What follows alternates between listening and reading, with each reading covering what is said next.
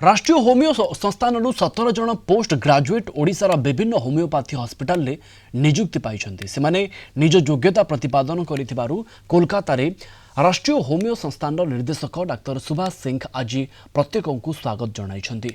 Homeo प्रतिष्ठान परिसर में नवनियुक्त डाक्तर मानक सहित आलोचना करिसेंति आम Kalinga TV Kolkata bureau head Pramod Mahanti.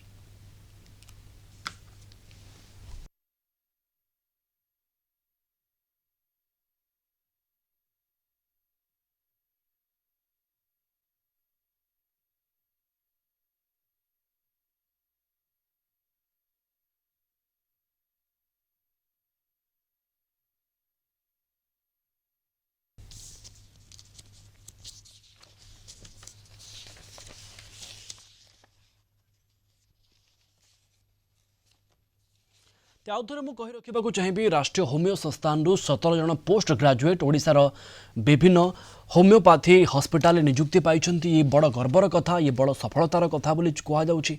से माने निज योग्यता प्रतिपादन करि पारुथिबारु कोलकाता रे राष्ट्रीय होमियो संस्थान निर्देशक डाक्टर सुभाष सिंह आज प्रत्येक को स्वागत जनाइछन्ति। जहार दृश्य आपण एठी देखिबाकू पाउछन्ति। डाक्टर सुभाष सिंह उपस्थित रहिछन्ति। तांको सहित होमियो प्रतिष्ठान परिसर में नवनियुक्त डाक्तर मानक सहित आलोचना करिसेंति आम Kalinga TV Kolkata bureau head Pramod Mahanti. आमे बर्तमान उपस्थित अच्छु भारत सरकार कोलकाता रे प्रतिष्ठित राष्ट्रीय होमियोपैथी संस्थान रे।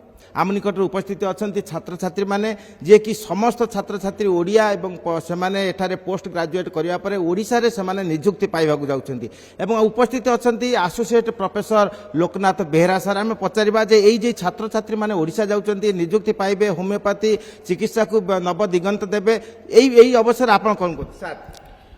सर एठी ओडिशार 15 जन छात्र छात्री वर्तमान पोस्ट ग्रेजुएट शिक्षाक्रम मध्य राज्य सरकार पाखे चाकरी पाई से माने नूतन चाकरी जाकि जॉइन करेंगे। एठी से माने जहाँ शिखी रोगी चिकित्सा विषय पाठपढ़ा विषय सेठी से माने ताकू तांको कार्यक्षेत्र में अप्लाई करेंगे। सेठी लोक मानकू सुचिकित्सा पहुँचाइबे। ओडिशार विभिन्न कोण अनुकोण जो होमियोपैथी डाक्तरखाना सब अच्छी दूर दूरांत डाक्तरखाना अच्छे जो रोगी मैंने अच्छा कि डाक्तर नहांती राज्य सरकार से सब जगह अपॉइंटमेंट देते। आशा करा राज्य सरकार कार्य ठीक मत संपन्न करेंगे।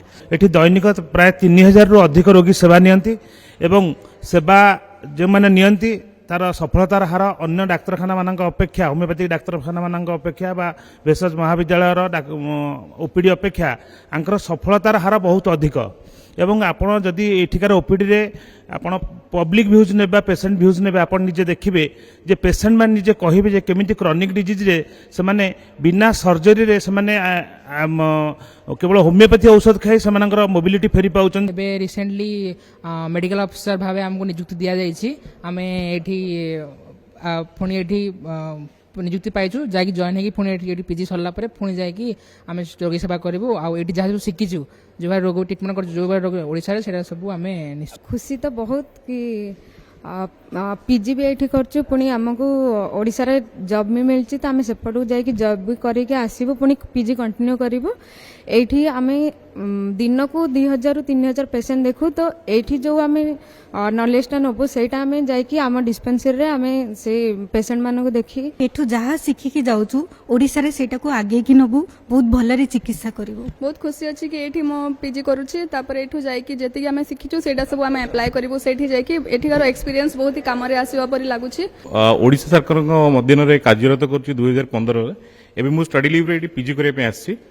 एठी जो ज्ञान आमे नबो सेटा हम निश्चय ओडिसा रे लोक मानकर हितरे उपयोग करिया पे चेष्टा करिवो। Kolkata video person Krishna Pramod Mahanty Kalinga TV.